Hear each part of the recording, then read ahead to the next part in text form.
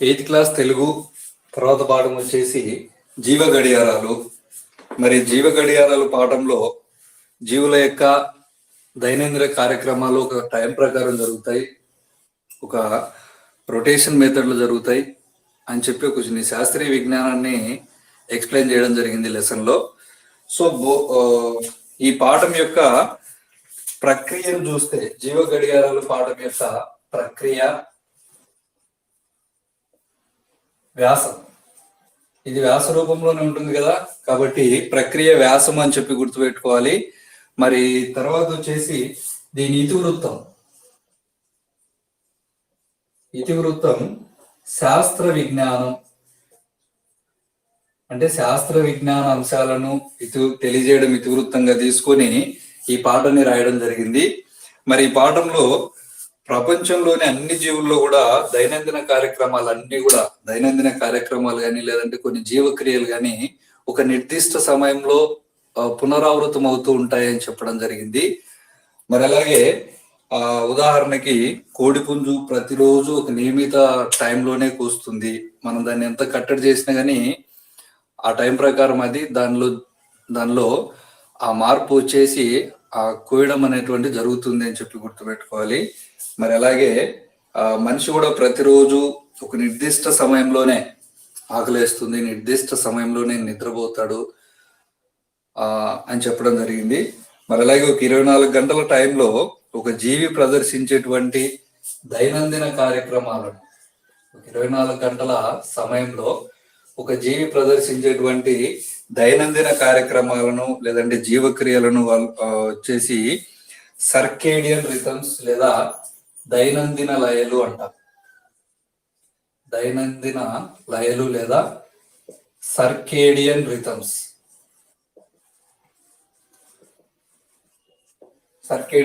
అంటారని చెప్పి చెప్పడం జరిగింది. మరి అలాగే మల్లెపువ్వు చూస్తే రాత్రి వేళ మాత్రమే వికసిస్తుంది మల్లెపువ్వు. మరి అలా అని చీకట్లో వికసిస్తుంది కదా అని మనము ఒక రూమ్ లో చీకటి గదిలో కటిక చీకట్లో మల్లెపువ్వుని పెట్టినా కానీ మల్లెపువ్వు వికసించదు.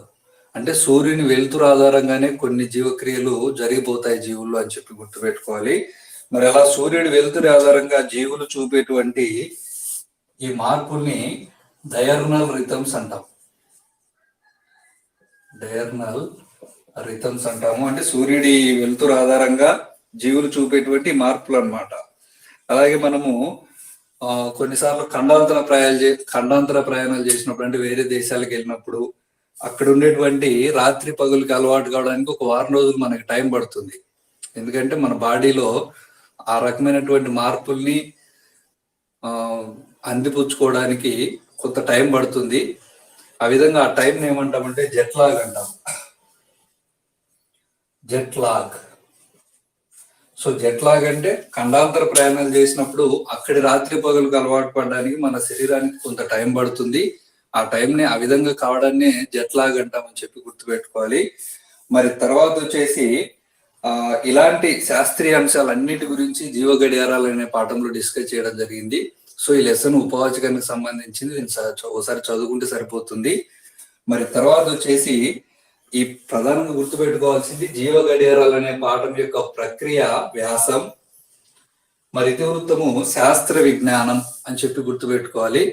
మరి తర్వాత 16th చాప్టర్ చూస్తే భూదానం. ఈ పాఠంలో ప్రధానంగా సంభాషణలు ఇంపార్టెంట్. మరి అలాగే ఈ పాఠం యొక్క ప్రక్రియను చూస్తే ఆత్మకథ. భూదానం పాఠం యొక్క ప్రక్రియ ఆత్మకథ అంటే తన గురించి తాను రాసుకుంటే దాన్ని ఆత్మకథ అంటాం. మరి ఈ భూదానం అనేటువంటి ఈ పాఠాన్ని యాక్చువల్ గా హిందీలో వినోబా భావే గారు రాయడం జరిగింది. ఆత్మకథ అంటే ఆయన గురించి ఆయన రాసుకుంటాడు కాబట్టి వినోబా భావే గారు హిందీలో రాశారు. మరి హిందీలో రాసినటువంటి దాన్ని అనువాదం చేసి తెలుగులోకి అనువాదించినటువంటి అతను వేమూరి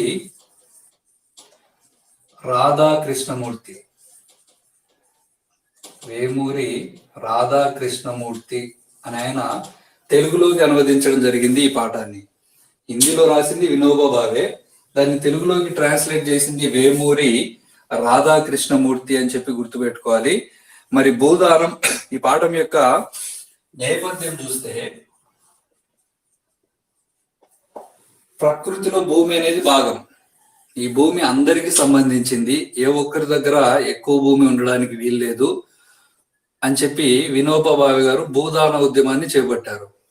ఆ విధంగా భూదాన ఉద్యమంలో తనకు జరిగినటువంటి అనుభవాలు, తను ఫేస్ చేసినటువంటి ఎక్స్పీరియన్స్ అన్నిటినీ ఈ పాఠంలో రాయడం జరిగింది. అదే ఈ పాఠం యొక్క నేపథ్యం. ప్రకృతిలో భూమి అనేది భాగము, భూమి అనేది అందరికీ చెందినటువంటిది.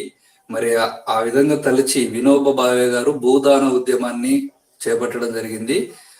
ఆ విధంగా చేపట్టిన తర్వాత ఆ భూదాన ఉద్యమంలో అతనికి జరిగినటువంటి ఇన్సిడెంట్లు, అతడు ఫేస్ చేసినటువంటి ఎక్స్పీరియన్సెస్ అన్నిటితో కూడా ఈ పాఠం రాయడం జరిగింది. అందుకే దీన్ని ఆత్మకథ అంటాం, దీని ప్రక్రియ ఆత్మకథ అంటాం. మరి ఈ పాఠంలో ప్రధానంగా ఒకసారి ఏమైతుందంటే, హైదరాబాద్ దగ్గరలో శివరాంపల్లి దగ్గర, హైదరాబాద్కి దగ్గరలో ఉన్న శివరాంపల్లిలో ఒక మీటింగ్ జరుగుతుంది. ఆ మీటింగ్ ఏదంటే సర్వోదయ సమ్మేళనం జరుగుతుంది. మరి సర్వోదయ సమ్మేళనం ఇది మొత్తం వచ్చేసి 1951లో జరిగింది. హైదరాబాద్ దగ్గరలో ఉన్న శివరాంపల్లిలో సర్వోదయ సమ్మేళనం జరుగుతుంది. ఆ సర్వోదయ సమ్మేళనానికి వినోబా భావే గారు హాజరవ్వాలి. మరి ఇక్కడి నుంచి ఇక్కడికి పోవాలంటే కొంచెం ట్రావెల్ చేయడానికి ఒక రాత్రి, ఒక పగలంతా ట్రావెల్ చేయాలి. కొంచెం డిస్టెన్స్ ఉంది, రాత్రి అంతా పడుతుంది. కానీ ఈయన వాహనాలు కాకుండా నడిచిపోవాలనుకున్నాడు, పాదయాత్రగా వెళ్ళాలని చెప్పి అనుకున్నాడు. ఆ వెళ్ళే దారిలో చాలా మంది ప్రజల్ని, చాలా గ్రామాల్లో ఆయన బస్ చేయడం జరిగింది. బస్ చేసి చాలా మంది ప్రజల్ని మీట్ అవ్వడం జరిగింది. వాళ్ళ కష్ట సుఖాలు, వాళ్ళ యొక్క ఇబ్బందులు తెలుసుకోవడం జరిగింది. అయితే 1951లో ఏప్రిల్ 8వ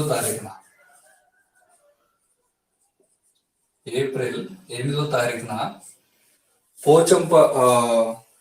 పోచంపల్లి గ్రామంలో ఉన్నటువంటి దళితులు కొంతమంది, పోచంపల్లి గ్రామ దళితులు వినోబా భావే దగ్గరికి వచ్చి ఒక మాట అన్నారు. చాలా very very important sir, exam point of వ్యూలో. ఏమన్నారంటే, మాకు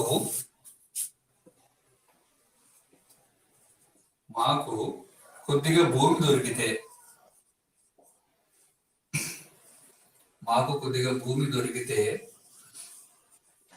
కష్టపడి పని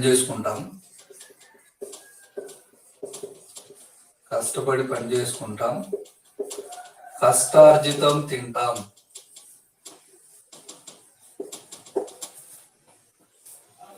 మాకు కొద్దిగా భూమి దొరికితే కష్టపడి పని చేసుకుంటాం, కష్టార్జితం తింటాము అని చెప్పి ఎవరన్నారంటే పోచంపల్లి గ్రామ దళితులు అన్నారు. చాలా వెరీ వెరీ ఇంపార్టెంట్, అడుగుతారు ఇట్లాంటివి. మాకు కొద్దిగా భూమి దొరికితే కష్టపడి పని చేసుకుంటాం, కష్టార్జితం తింటాం. ఈ మాటలు ఎవరితో అన్నారు అంటే పోచంపల్లి గ్రామ దళితులు వినోబా భావే గారితో అన్నారని చెప్పి గుర్తుపెట్టుకోవాలి. మరి అప్పుడే అతను ఏమన్నాడంటే, మీకు పొలం కావాలంటే ఇప్పిస్తాను, మీకు పొలం కావాలంటే ఇప్పిస్తా, ఇంతే, ఇట్లే ఇస్తారంతే. మీకు పొలం కావాలంటే ఇప్పిస్తా. ఈ మాటలు ఎవరితో అన్నారు అంటే, మీకు పొలం కావాలంటే ఇప్పిస్తా. మరి అలాగే అయితే ఒక షరతు ఏంటంటే, మీరు విడివిడిగా వ్యవసాయం చేయకూడదు, విడివిడిగా పండించుకోకూడదు, సమిష్టి వ్యవసాయం చేసుకోవాలి అని అన్నారు. ఎవరన్నారంటే వినోబా భావే గారు అన్నారు. వినోబా భావే.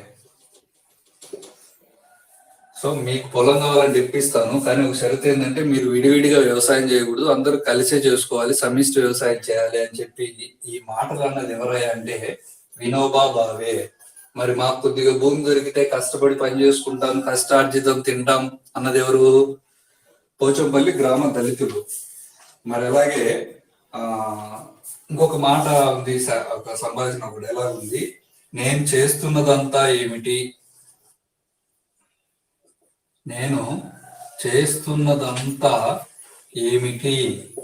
ఇంతే ఇట్లే చూడ నేను చేస్తున్నదంతా ఏమిటి, ఆ నా ఉద్దేశం ఏమిటి, నా ఉద్దేశం ఏమిటి, నేను మార్పు కోరుతున్నాను, నేను మార్పు కోరుతున్నాను. మొదట హృదయ పరివర్తనం, మొదట హృదయ పరివర్తనం, ఆ తర్వాత జీవన పరివర్తనం, ఆ తర్వాత హృదయ పరివర్తనం. సో నేను చేస్తున్నదంటే ఏంటి, నా ఉద్దేశం ఏంటి, నేను మార్పు కోరుతున్నాను, నేను మార్పు రావాలని కోరుతున్నాను. ప్రజల్లో మొదట హృదయ పరివర్తన రావాలి, తర్వాత జీవన పరివర్తన రావాలి. సరే, ప్రజల్లో మొదట సమాజ పరివర్తన, సమాజ పరివర్తనం. సో ఫస్ట్ ప్రజల్లో హృదయ పరివర్తన రావాలి, జీవన పరివర్తన రావాలి, సమాజ పరివర్తన రావాలి అని చెప్పి నేను కోరుతున్నాను అని. ఈ మాటలు అన్నది ఎవరు, నేను చేస్తున్నదంతా ఏమిటి, నా ఉద్దేశం ఏమిటి, నేను మార్పు కోరుతున్నాను, ఈ మాటలు అన్నది ఎవరు అని చెప్పి కింద ఆప్షన్స్ ఇస్తారు. సో అప్పుడు ఈ మాటలు అన్నది ఎవరంటే వినోబా భావే గారు అని చెప్పి గుర్తుపెట్టుకోవాలి, వినోబా భావే. మరి మీకు పొలం కావాలంటే ఇప్పిస్తా, ఒక షరతు ఉంది, మీరు విడివిడిగా వ్యవసాయం చేయకూడదు, సమిష్టి వ్యవసాయం చేయాలి అని అన్నగానే అక్కడే ఉన్నటువంటి వెదిరే రామచంద్రారెడ్డి అనేటువంటి ఒక వ్యక్తి, వెదిరే రామచంద్రారెడ్డి అనే వ్యక్తి ఒక మాట అంటాడు. ఏమంటాడంటే నేను మీకు పొలం ఇస్తాను అంటాడు. అంటే మీకు కావాల్సిన పొలం నేను ఇస్తాను అంటాడు. నేను పొలం ఇస్తాను అనింది, నేను పొలం ఇస్తాను. ఎవరన్నారు, ఎవరిస్తారు పొలం అంటే వెదిరే రామచంద్రారెడ్డి గారు వెంటనే అక్కడ పొలం ఇవ్వడం జరిగింది. సో ఇవి ప్రధానంగా ఈ పాఠంలో ఉండేటువంటి డైలాగ్స్ అన్నమాట. ఇవి కష్టం గుర్తుపెట్టుకోవాలి సార్. మరి అలాగే స్వరాజ్య శాస్త్రం అనే గ్రంథం రాసింది కూడా ఎవరంటే వినోబా భావే గారు. స్వరాజ్య శాస్త్రం, వినోబా భావే. తర్వాత ప్రధానంగా భూదాన ఉద్యమ నాయకుడు ఎవరు, భూదాన ఉద్యమ నాయకుడు ఎవరంటే వినోబా భావే గారే అని గుర్తుపెట్టుకోవాలి. చాలాసార్లు జీకే కూడా అడుగుతారు ఇట్లాంటి బిట్స్. సో ఇది భూదానం వచ్చేసి హిందీలో రాసిందేమో వినోబా భావే గారు, మరి దాన్ని తెలుగులోకి ట్రాన్స్లేట్ చేసింది వేమూరి రాధాకృష్ణమూర్తి గారు. మరి ఈ పాఠం యొక్క నేపథ్యం చూస్తే ప్రకృతిలో భూమి అనేది భాగము, ఈ భూమి అందరికీ చెందింది. మరి ఎలాంటి భూమి, ఒకరి దగ్గరే ఎక్కువ భూమి ఉండడం అనేటువంటి సరైంది కాదు అని చెప్పి భూదాన ఉద్యమాన్ని చేపట్టింది వినోబా భావే గారు. మరి ఆ విధంగా భూదాన ఉద్యమాన్ని చేపట్టి అందరి చేత భూమిని దానంగా తీసుకొని పేదలకు పంచిపెట్టాడు ఆయన. ఆ నేపథ్యం ఆధారంగా ఈ పాఠం రాయబడింది. మళ్ళీ హైదరాబాద్ లోని దగ్గరలో ఉన్న శివరాంపల్లికి సర్వోదయ సమ్మేళనంకు హాజరు కావాల్సి ఉండగా వినోబా భావే గారు వెహికల్స్ మీద ట్రావెల్ చేయకుండా పాదయాత్రగా పోవాలనుకున్నాడు. సో మరి పాదయాత్రగా పోయేటప్పుడు చాలా మంది గ్రామస్తుల్ని, చాలా గ్రామాల్లో ఆయన బస్ చేశాడు, చాలా గ్రామస్తుల్ని కలిశాడు. కలిసిన తర్వాత ఒకసారి ఏమైందంటే 1951 ఏప్రిల్ 8వ తారీఖున పోచంపల్లికి అనే ఊరికి పోయినాడు. అక్కడికి అప్పుడు ఆ గ్రామస్తులు వచ్చి, మాకు కొద్దిగా భూమి దొరికితే కష్టపడి పని చేసుకుంటాం, కష్టార్జితం తింటాం అని పోచంపల్లి గ్రామ దళితులు అన్నారు. అప్పుడు మీకు పొలం కావాలంటే ఇప్పిస్తాను, కానీ ఒక షరతు ఏంటంటే మీరు అందరూ సమిష్టిగా వ్యవసాయం చేయాలన్నాడు వినోబా భావే గారు. ఆ పొలం నేను మీకు ఇస్తాను దానంగా అన్నాడు వెదిరే రామచంద్రారెడ్డి గారు. మరి తర్వాత నేను చేస్తున్నది ఏంటి, నా ఉద్దేశం ఏంటి, ముందుగా ప్రజల్లో నేను మార్పు కోరుతున్నాను, హృదయ పరివర్తన రావాలి, జీవన పరివర్తన రావాలి, సమాజ పరివర్తన రావాలి అని చెప్పి వినోబా భావే గారు అనడం జరిగింది. సో అలాగే మరి స్వరాజ్య శాస్త్రం అనే బుక్ రాసింది కూడా వినోబా భావే గారు అని చెప్పి గుర్తుపెట్టుకోవాలి. మరి ఇక్కడ జీవ గడియారాల పాఠం యొక్క ప్రక్రియనేమో వ్యాసం, ఏం లేదు, అదంతా వ్యాస రూపంలో ఉంటుంది స్టోరీ, అంత ఉపవాచకం కథ అది. కాబట్టి వ్యాసము, జీవ గడియారాలని గుర్తుపెట్టుకోండి. మరి ఇతివృత్తం శాస్త్ర విజ్ఞానం, జీవ గడియారాలంతా కూడా ఈ పాఠంలో అంతా కూడా సైన్స్ కి సంబంధించిన అంశాలే ఉంటాయి. కాబట్టి శాస్త్ర విజ్ఞానం ఇతివృత్తంగా తీసుకొని రాయబడినటువంటి పాఠం జీవ గడియారాలు. మరి 24 గంటల టైంలో జరిగేటువంటి రొటీన్ చర్యల్ని, రొటీన్ లైఫ్ సైకిల్ ఏమంటామంటే దైనందిన లయలు లేదంటే సర్కేడియన్ రిథమ్స్ అంటాము. మరి డయర్నల్ రిథమ్స్ అంటే కొన్ని పగటిపూట సూర్యుడి వెలుతురు ఆధారంగా జరుగుతాయి కొన్ని పనులు, జీవులో కొన్ని క్రియలు, అలాంటి వాటిని డయర్నల్ రిథమ్స్ అంటాము. అలాగే మనం ఖండాంతర ప్రయాణం చేసినప్పుడు అక్కడ ఉండే రాత్రి పగులకి మనము అలవాటు పడడానికి కొంత టైం పడుతుంది, దాన్ని జెట్లాగ్ అంటాం. మరి ఇది భూదానము మరియు జీవ గడియారాలు అనేటువంటి పాఠం. సో భాషను తెలుసుకుందాం అనే శీర్షికను ఉండే గ్రామర్ అంతా కూడా సపరేట్ డివైడ్ చేసి మనం అన్ని సపరేట్ స్పెషల్ క్లాసెస్ చేద్దాం వాటి గురించి. సో ఇప్పుడైతే పాఠ్యాంశాలు, ప్రక్రియ, నేపథ్యము, తర్వాత కవి పరిచయాలు అవి మాత్రం గుర్తుపెట్టుకుంటే సరిపోతుంది. Thank you.